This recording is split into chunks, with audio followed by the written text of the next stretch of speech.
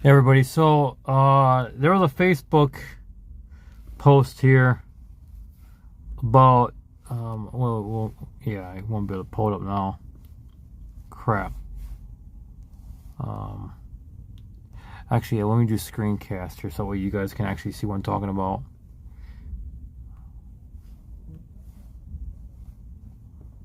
No, that's not the one. Shit. Let me see if I can go back into YouTube here. Yeah, so this is the one, because when I was traveling to like Iowa, to Minnesota, this was the voice that I heard on channel 19 on CB 19, and it annoyed the shit out of me because I didn't know what it was at first. I never heard his voice before, and I did some research and everything, and I found out like who the fuck he was and why he does it and everything, and yeah, so check it out. Thanks for watching the video. My name is James McCoy, and I'll see you next time.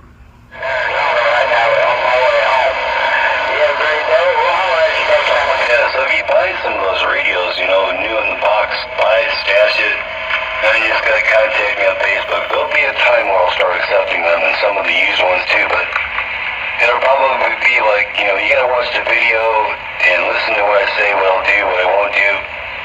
And if you don't, it'll be a 70-hour fee to mail it back with insurance for sucking up time.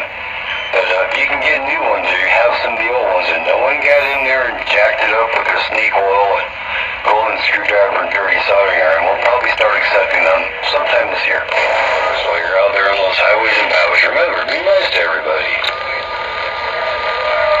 Don't be a window licker with psychological issues.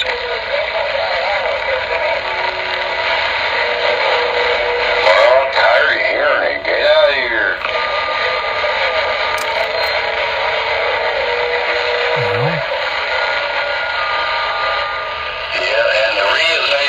To the coax, safety first, while you're out there on those highways and byways. Just type in window liquor, see if you'll find it.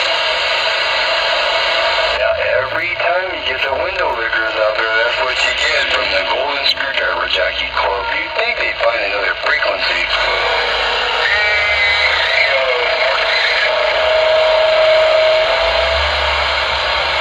They come out here, call people names, play music, use profanity. It's the undesirables of the CB radio community.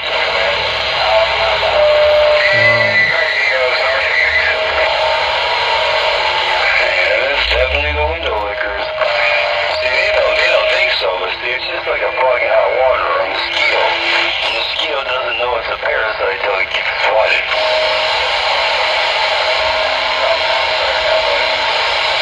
Yeah, we're all tired of coming out here, tying up the airwaves with their negativity.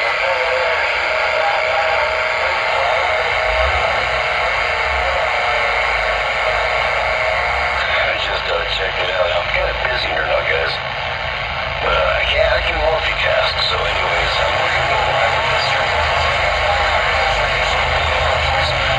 230 views on that window liquor just recently. Pay attention.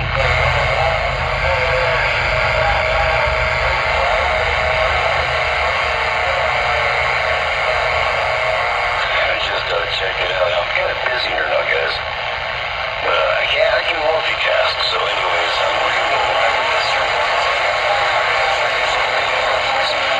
230 views on that window liquor just recently. Pay attention.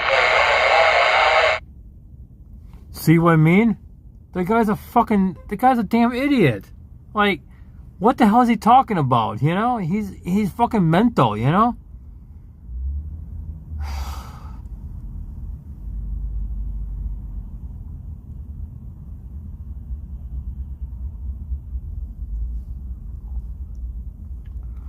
Number 12 Motel Road, Wardsburg, New Mexico, is officially diagnosed with paranoid schizophrenia. Is not to be trusted. It's Faraday cage, actually a rolling RV that he moves from place to place up and down the interstate to avoid the truck drivers he ripped off. He's a delusional schizophrenic with narcissistic personality disorder. Also suffers from OCD, ADHD. Okay, I don't know about that one, but actually drove past Mark Sherman one time in Wardsburg. He was looking out the window of his RV making faces like in the window. Oh my god. Oh wow.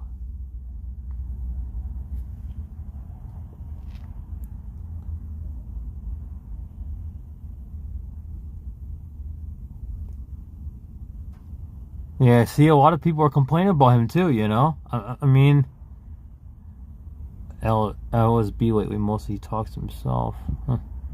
He has a Super Bowl station but wastes all the power in 19. Yeah, that is absolutely true. He uses a ham radio to talk on CB. Immediate disqualification from being a CB-er. Yep. Talk on 10 meter. Yep, that's absolutely true. This guy hit me with a solid 9 up in New York State. Covers local transmission. I'm fed up with this guy. Yep. Yeah, so Mark Sherman needs to go to hell. He needs to burn in hell. Bottom line. You know? I mean, he's a piece of shit. Cause I mean, I could probably go back to my apartment and grab the CB radio and hook it up, and I would hear him. You know, like I would hear him. Well, no, because I don't have the antenna for it. I actually turned it into a TV antenna for my TV at the apartment. So, yeah, that was pretty easy to do. You just have to know your antenna things and your ground planes and all that. But yeah.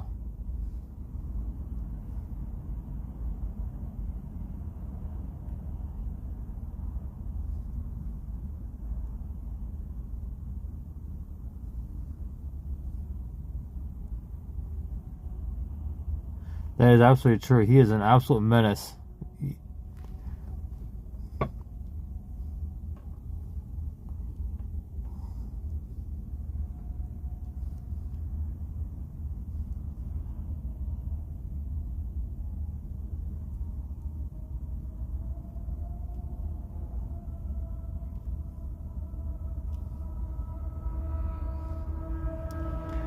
Yeah, so as you can see in the comments, I mean, the guy's a menace. I mean, bottom line.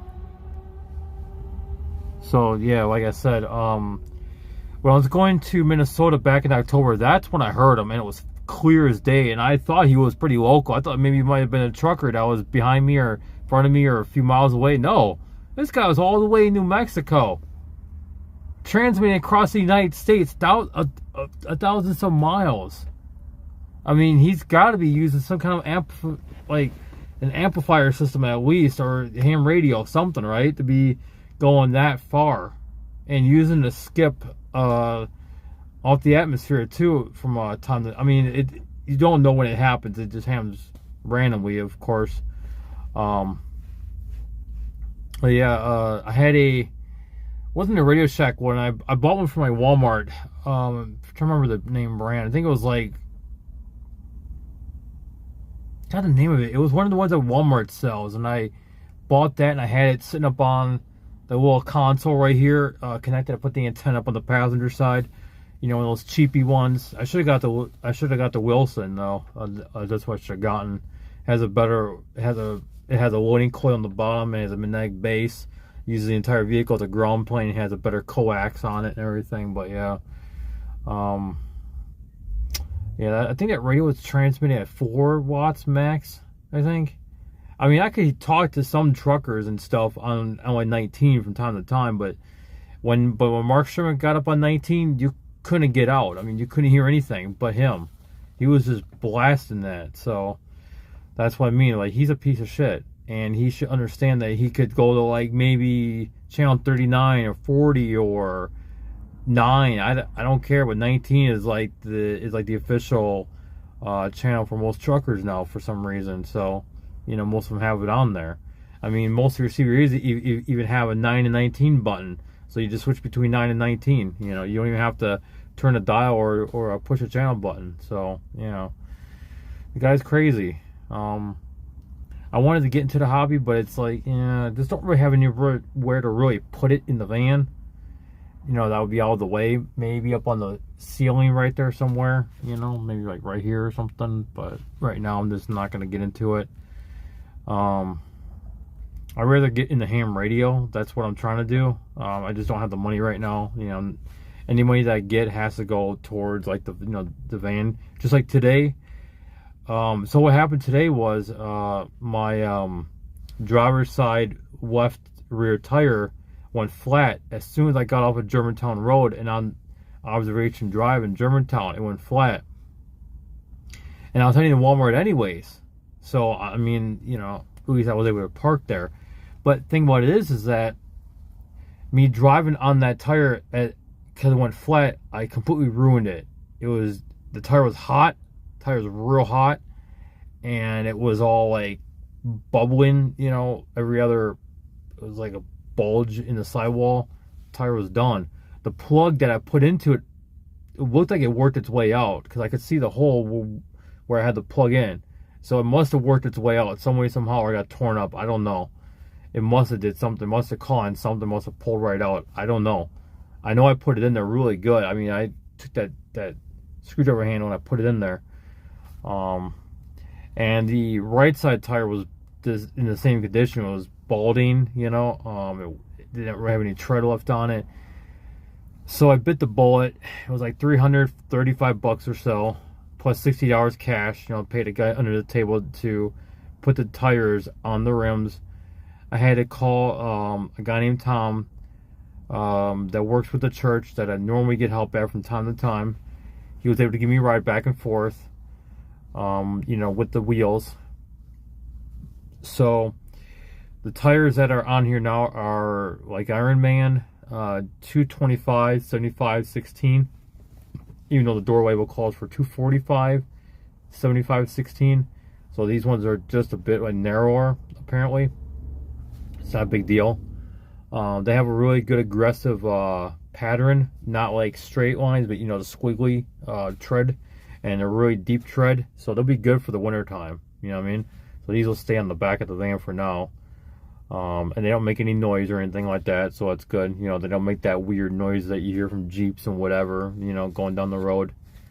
So yeah, it was quite a bit of money. So I'm hoping that, you know, I gave the receipt to Tom, you know, for the tires and everything. I'm hoping the church can help me. If they can't, you know, that's like almost $400, you know. And that's the reason why that's why when I get down to $500 balance, I don't want to touch it. I only have like 703 or 5 left or something like that. So it's not much. Plus a bag of change, which I have no idea how much is in there in the van here. Plus a couple of 20s left. I gotta go drop them back in the bank. And yeah. But I don't got much money left. It really sucks. I mean, I was looking to save up and try to buy like an RV with it. You know, even if it wasn't in like kind of bad shape, I mean, I'll sell the van anyways. I use the money to buy, you know, to fix the RV, you know. But that's my ultimate goal, is to get out of the apartment, to get out of this van, to get in something bigger, start moving, start traveling and whatever. Just be happy with that, because that's always been my goal, you know. It's just I don't have the money for it, and I know people that can help me with the money. But they don't want to do like a huge loan, like, until I sell the van. Then I pay them back with the money I got from the van sale. And it could take a while. It could take a couple months. It could take a few months. It could take a half a year just to get all that done. I don't know. So I have no idea. But yeah, that's what I'm trying to do. Is I'm just trying to get myself an RV and get out the apartment, reduce a lot of stuff, and just be happy with being on the road once again, but in much better conditions, you know, than the van. And here it gets hot because I have no insulation. I have like nothing to insulate it. Then we'll put the roof AC back up here just because that's more stronger. I got the window unit too. I could probably run both at the same time on my generator if I really need to, and that would probably make it ice cold in here. You know, it'd be 90 degrees out. I would hope it would, especially in the shade. But yeah. Well, about to go to say, I just wanted to make that video about Mark Sherman and his piece of shit self hogging up CB19 and my experience with that. I mean, I'm not the only person that that heard his dumbass voice. So let's hope he can. Let's hope the FCC puts him in prison. You know, that's all I can say.